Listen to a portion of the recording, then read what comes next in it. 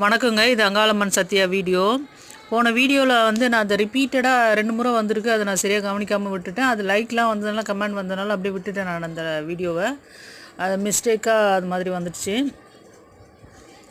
அமாவாசை நாட்களில் மலையனூருக்கு போகாதவங்களுக்கு நான் சொல்கிறேன், அந்த கோயிலில் அந்த அமாவாசை அந்த இரவு வந்து எப்படிங்க இருக்கும்னா, பகல் மாதிரி அப்படி ஒரு வெளிச்சமாக, அமாவாசையே பயங்கர இருட்டு.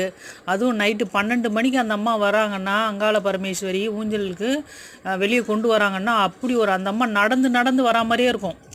அந்த அந்த ஜோடிப்பு கொண்டு வந்து அந்த பூ ஜோடிப்புலேயே அந்த அம்மாவை அப்படியே ஆட்டி ஆட்டி கொண்டு வராங்க. ஒரு மாதிரி அவங்களே நடந்து வரா மாதிரி இருக்கும். அந்த மாதிரி உயரமாக ஒருத்தவங்க அப்படியே நடந்து வந்தால் எப்படி இருக்கும், அந்த மாதிரி இருக்கும்.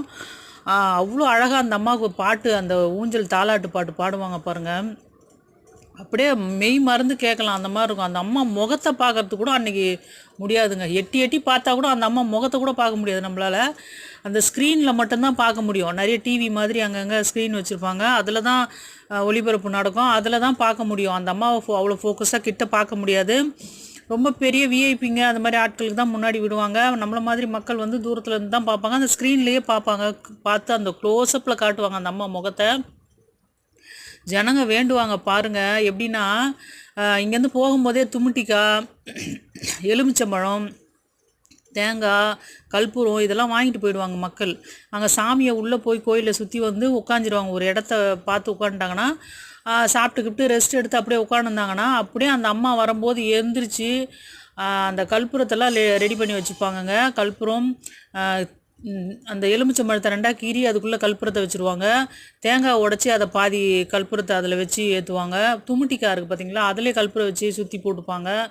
அது வந்து ஏதோ பலி கொடுக்கறதுக்கு சமம் அப்படின்றாங்க. ஆடு கோழி பலி கொடுக்குறது சமன்ற மாதிரி சொல்லுவாங்க. அது சைவ பலின்ற மாதிரி துமுட்டிக்காய் சுற்றி போட்டுப்பாங்க. அப்படியெல்லாம் அந்த அம்மாவுக்கு அப்படி தீபம் ஏற்றுவாங்க பாருங்கள். ஒருத்தவங்க கையிலையும் தீபம் இருக்குங்க. இப்போ லட்சக்கணக்கான மக்கள் அங்கே நிற்கிறாங்கன்னா, எல்லார் கையிலையும் தீபம் இருந்தால் அந்த இருட்டு எப்படி இருக்கும்? வெளிச்சமாக தானே இருக்கும். அப்படியே பகல் போல் வெளிச்சமாக இருக்கும். அந்த அம்மா வர ஆரவாரத்துக்கு, தாயே உன் முகத்தை பார்த்தா போதுன்ற மாதிரி, தாயே உன் முகத்தை கொஞ்சம் பார்த்தா போதுன்ற மாதிரி அப்படி இடமே கிடைக்காது. அந்த அம்மா முகத்தை ஸ்க்ரீனில் பார்க்குறதுக்கு கூட பார்க்க முடியாதுங்க. அப்படி ஒரு கூட்டம், பயங்கரமான கூட்டமாக இருக்கும் அந்த அம்மாவை பார்க்க. அவங்க ஆங்கார காளின்றாங்க, ஆனால் அந்த அம்மாவை அப்பா நேசிக்காத மக்களே இருக்க முடியாதுங்க. என்னை பொறுத்த வரைக்கும் நான் சொல்லுவேன், சும்மா ஒன்றுமே தெரியாமல் அந்த அம்மாவை போய் கோயிலில் பார்க்க போகிறவங்க கூட திரும்பி அடுத்த முறை போகும்போது அடிக்ட் ஆகிடுவாங்க. அந்த மாதிரி தான் அந்த அம்மா மலையனூர் அங்காள பரமேஸ்வரி. அமாவாசை நாட்களில் போய் பாருங்கள், அந்த அம்மாவுடைய மகிமை என்னன்னு உங்களுக்கு புரியும். வணக்கம்.